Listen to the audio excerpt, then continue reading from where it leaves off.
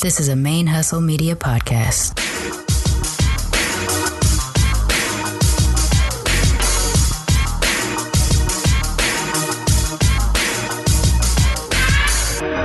Hello and welcome to the show. My name is Jackie O and you're listening to Militantly Mixed. Yo, this is Rashani from the Single Simulcast. And when I'm not making you laugh or making up parody songs, I'm kicking back, listening to Militantly Mixed.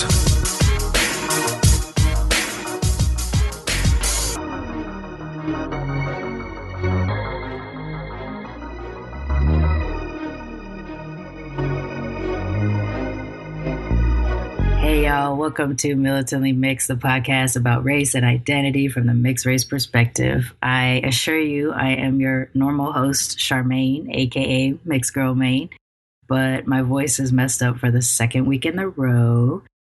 Second week in the row? That's not the phrase, is it? Second week in a row. A row. Okay, fine, whatever. I'm exhausted, people. Yes, my voice is messed up. Again, but not for the same reason it was last week. Last week, my voice was messed up because I was in the smoke zone, not the burn zone of the Getty Museum fire here in Los Angeles. I actually do work one freeway exit north of the Getty Museum. So when I did go back to work after they cleared us, the smolder zone was still happening. Like you could still smell the smoke and everything like that. And then I had really bad air quality down where I live, which is south of the Getty fire, but in the pocket where all the smoke collected before the winds blew them out to the sea. So that's why my voice was so messed up last week. This week, my voice is messed up because last night, as I've been teasing on the show, I attempted stand-up comedy for the first time. That's my sad little air horn with my bad voice. So yes, I was invited to do a 5-minute set for the first time at the Moral Support Show at the Ruby Theater by former guest of Militantly Mixed, Marie Wajki. She was from episode 6, Same Colonizer, Wrong Country. And we met last year at a sketch comedy writing class and bonded over being the two mixed people in the group. We've remained friends, and I've gone to Moral Support, not every month, but most months. There's been a few times when I've been out of town or something else has been going on, but Moral Support is a show that Marie puts on at the Ruby Theater each month for primarily LGBTQ plus POC comedians to get a chance to get a taped version of their set so that they can use that to shop themselves around to other comedy clubs. It's a really good idea. I mean, by name, Moral Support, it really is a moral support show. The audience who goes to that show is there to support the comics while either they're working out new material or they're still trying to, develop who they are as a comedian. And of course, the fact that Marie is providing the service of giving people a videotape for their set is just really great. It's the best place in the world to try stand-up comedy for the first time, let me tell you. I was invited last month, actually, but within days before the show was going to go on, and I was not prepared. I always knew I wanted to try stand-up, but I wouldn't have been able to put together a set that fast, and I was too nervous, so I said no, but I told her I would do the following month, and next thing I know, it's already November 1st, and it was time, and I was, again, not really prepared. I have been thinking about my set for the whole last month, but October, as I said last week, was unexpectedly busy. I did not know I was going to be busy almost every single day of the month, and it has just caught up to me. I'm so exhausted. I can't tell if my voice, I'm pretty sure my voice is hoarse because afterwards on the car ride home and when we got home after, I was just jabbing like crazy, expressing to my husband what the experience is like to do that. I am not a person that gets embarrassed. Like that gene did not happen to me. I don't get embarrassed. I mean, I can barely think of actual moments of embarrassment. I mean, I think I get like internally embarrassed where like I remember I've said something and I replay it in my head and I'm like, oh, Charmaine, why'd you do that kind of thing? But like I don't get embarrassed in front of people. I can fall, I can spill things, I can say stupid things, correct myself. I just don't really get embarrassed because I feel like, I'm human. I'm going to do weird things sometimes. And so, yeah, it doesn't affect me. I guess I'm kind of lucky that I've been like that my whole life. I get nervous, but I don't often get nervous. Like I always kind of can find ways to calm my nerves. Like, if I'm lost in traffic or something like that, I don't get nervous because I know that I have the technology to find my way back home. If it's not GPS, I can pull off the side of the road and ask somebody. So like, I don't ever feel lost on the road. Whereas like my husband, when he drives, gets really panicky because when he doesn't know where he's going. So I don't have that kind of nerves. I don't have stage fright. I've done public speaking engagements. I used to be a performer as a child and a teenager. I don't get stage fright. Usually how stage fright manifests for me is after my performance is done, my knees buckle, my legs get weak, my stomach fills with butterflies because I guess all that adrenaline leaves your system. And I've always associated that feeling after the performance as being the time I've gotten stage fright, but maybe that's not even accurately what it is. It's just what I call it. This, though, was the most terrifying thing I ever did. It was both. It was like simultaneously terrifying and really exciting at this. It was so crazy. And I didn't put it together until I was partway driving home. The only other time I felt nerves this heavy was when I tried skydiving for the first time. And there was a video of me skydiving. You can find it on YouTube. If you do find it on YouTube, 10 points. It is like there's a video of my face, and it's the first time I ever got to see what my fear face looks like. And I remember being how scared I was because I have a fear of heights, and I was trying to stand up to that fear by doing something really extreme, going skydiving, and it helped knock out my fear of heights for a really long time. It's been over a decade now, so I'm afraid of heights again, but what are you going to do? But I remember looking at the video of me being afraid and just being like, oh yes, I remember exactly how that felt in that moment. And I'm trying to describe to my husband as we're coming home, like how I was feeling. And I was like, oh, I remember now. This is the closest thing I've ever felt to jumping out of the airplane. Like in no other situations. I've been in really stressful and scary situations in my life. I've been in crossfire exchanges in the neighborhood I grew up in. I've been at, picnics and things like that where fights broke out in the park and there were gunfire. I have been in, really scary car accidents and things like that. Like I've had moments of legitimate fear, and in comparison, the kind of fear and nerves and whatever that you feel, or at least that I felt when I was jumping out of the plane, is almost exactly how I felt last night doing this performance. I worked on a set. I had all these ideas. I tried to whittle them down to, a few topics that I can go on. And I just it just kept dropping out of my head. Like it just kept dropping out of my head while I was doing it. I don't know if this was a good or a bad thing for me, but I was afraid I wasn't going to hear my name be announced when it was my time. So I stood really close to where I could hear Marie introducing the show instead of being all the way in the green room waiting.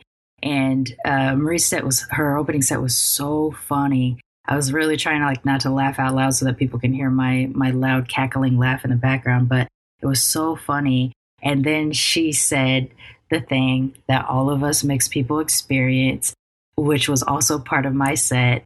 You're so exotic looking. And because she was explaining to the audience that she was mixed race, and it freaked me out because that was pretty much my opening minute.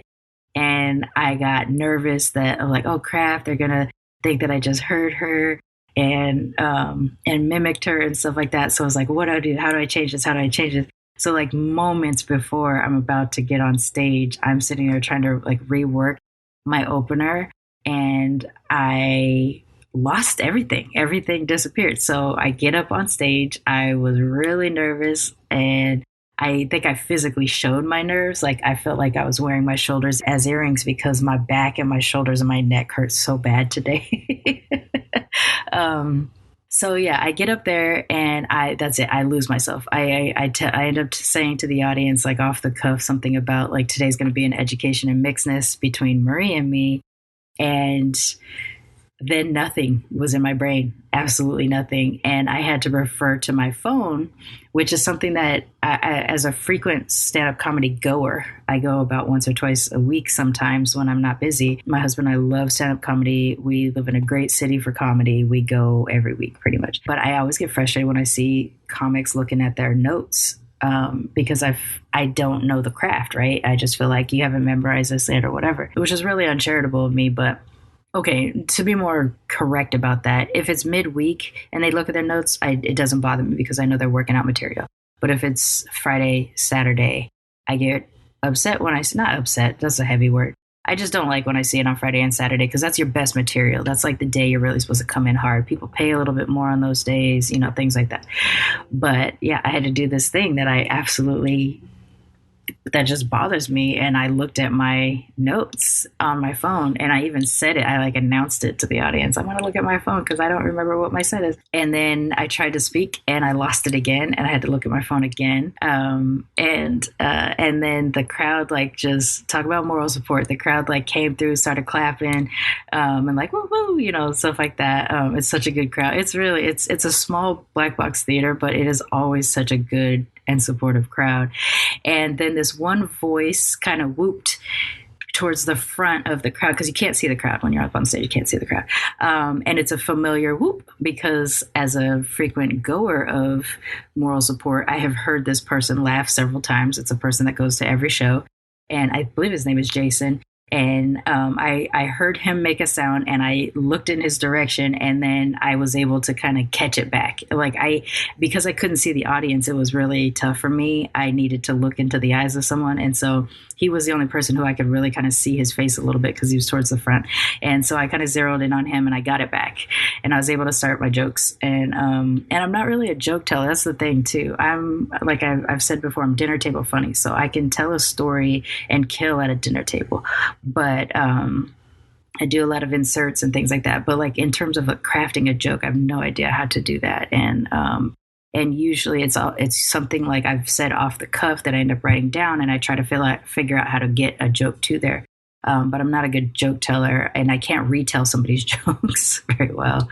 So in this case, I just started out telling stories, and that really happened with a little bit of embellishment for comedy. And when my first joke, which I was really proud of the concept of, got laughs, that was a really big deal. Like it was a big deal to be able to get laughs. I even got laughs from my husband, which I wasn't sharing my set with him because I wanted to see, like, he's the only laugh that I know will tell me if it's not funny, and I know him and can trust him. So, the audience members, I don't know if they're laughing because it's funny or if they're laughing because they're just in the mood to laugh at a comedy club. But so I told this opening joke and my husband laughed, and I knew he was surprised by it because he hadn't heard it before. And then I lost it a little bit again, but I didn't look at my notes. I just kept talking and it worked out. I ended up inserting a joke that wasn't planned in, and that actually got my second big laugh. And so I was glad about that. And then everything goes to a blur. I know that I continued to talk for another 2 minutes. I don't remember at all which jokes I did. I know what I had planned. I don't remember saying the things that I had planned. And then I saw the light that tells you you got like 30 seconds to wrap up. And I left. And then I thought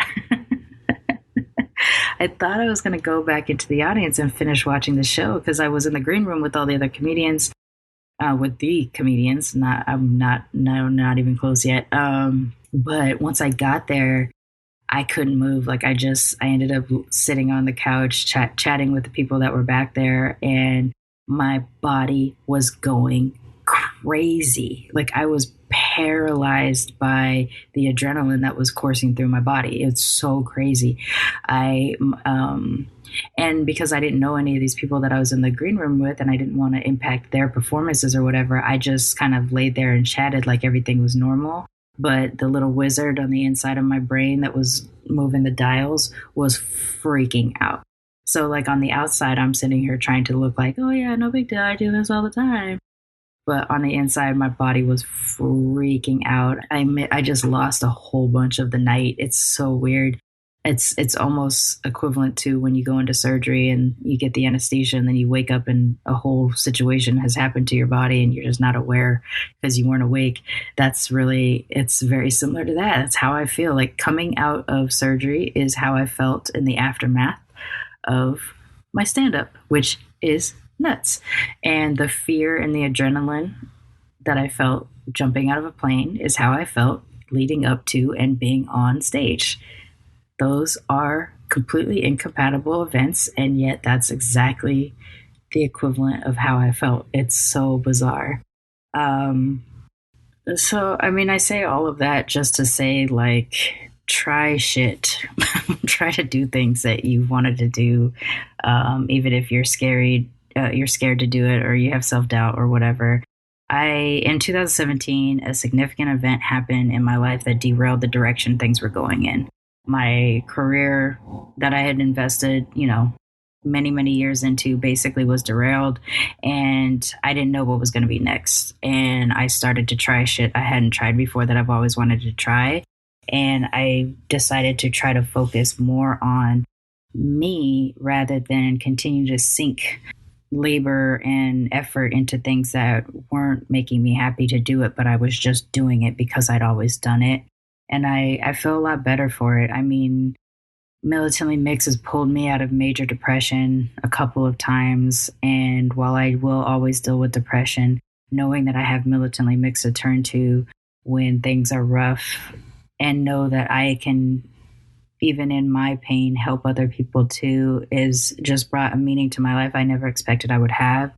Making the efforts to try sketch comedy writing, or like last night, trying stand-up for the first time, has made me stop fearing investing in myself as much. Honestly, I think in general, I'm a funny person. I make the people in my life laugh, and I wanted to see if I could do that to strangers. And even though it was difficult to do it and I stumbled at first, I was able to make strangers laugh, and it felt great. And I'm so glad that I tried it. And I was so emotional after. I can't even tell you. Like, I cried like 4 times in a weird kind of like letting out the adrenaline kind of way. So I have to say, like, now that I'm changed my mentality of investing in myself, I'd say that my life is dope and I do dope shit.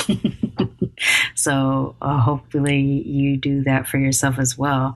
And I've already hit 17 minutes. So rather than put this as the intro to the next episode, what I'm going to do is go ahead and release this on Saturday, November 2nd, just to keep you all posted on what happened last night. And I'll just throw in a couple more announcements as well. So we did hit the $300 a month goal for October for Patreon sponsorship. Pew, pew, pew, pew. Thank you to everybody who participated over the course of October, whether you increased your bids or you added for the first time. I also, through the sponsorship this month, have engaged with people who just recently discovered the show and started to sponsor. So I'm so excited and appreciative of that. Just knowing that this money is coming through now, and it's going to help me pay off some of the things that I have, had to do to invest in this show.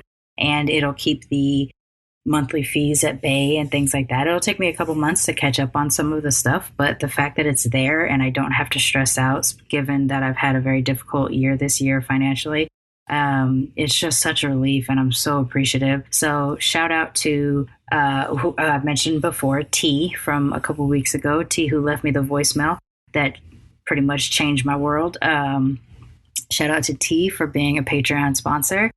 Shout out to Tiana, who you will probably hear on an upcoming episode of Militantly Mixed soon. And shout out to Adela Colvin of the Lola Bean Yarn Co., who you should all be very familiar with through previous episodes. And to Dakota Duffy, who pushed us over to 301 on October 31st. And I am just, thank you to all the support. It really, really helps. And I just really am looking forward to 2020 being the year that ManeHustle Media is the main hustle. And I don't have to rely on having a job to continue to produce these shows and add more shows to the roster. There's so many other shows that I would love to do And, it's just about time and money at this point to make it happen. So thank you so much for your investment in me and in this show. I'm so grateful. I really am. If you have been considering sponsoring the show, but you haven't done so yet, you can go to patreon.com/militantlymixed. And, that's my stomach growling. Where was I?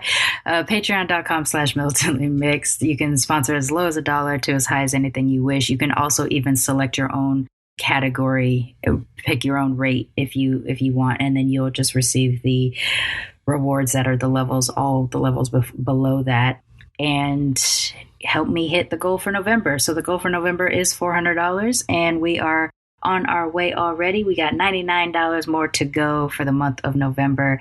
And if you're not able to commit to a monthly sponsorship, but you do want to contribute to the show in some way, shape, or form, you can go to paypal.me/militantlymixed and drop some coins in that tip jar. All of the sponsorship is appreciative. It all goes into the same bank account, which is the ManeHustle Media bank account, and supports keeping the show going. And I'm just so excited that we're doing so well right now, consistently growing in downloads each month, and bit by bit, and new people are finding us, getting new reviews on iTunes. I don't think we have reviews on any other podcatcher yet. So if you do listen to the show on Spotify or Google Play or Stitchers and stuff like that, please go ahead and subscribe, rate, and review on those podcatchers as well, because it really does help other people see your podcast, especially if they follow Militantly Mixed and they listen to other things, or if they follow other things that people also listen to Militantly Mixed to. It helps show us off to other people. So thank you for that. If you have time to just write a quick little review of the show and try to rate us at a 5-star review, that would be great. And yeah, so I think what I'm going to do, I was going to release this as the episode opener for Tuesday, but I've already talked for 21 minutes. So I'm just going to release this today on Saturday because I'm in my feelings about it. And what I'm going to do for Tuesday, rather than release a new episode, is I'm going to release a best of in honor of Marie Watchke, the depressed auntie, inviting me to participate on Moral Support this week. I am going to rerun the episode that she and I did last year. And yeah, I guess that's it for today. Happy weekend, y'all. I can already hear my voice has improved over the course of the recording, so that's dope. Yeah, talk to y'all on Tuesday. Bye.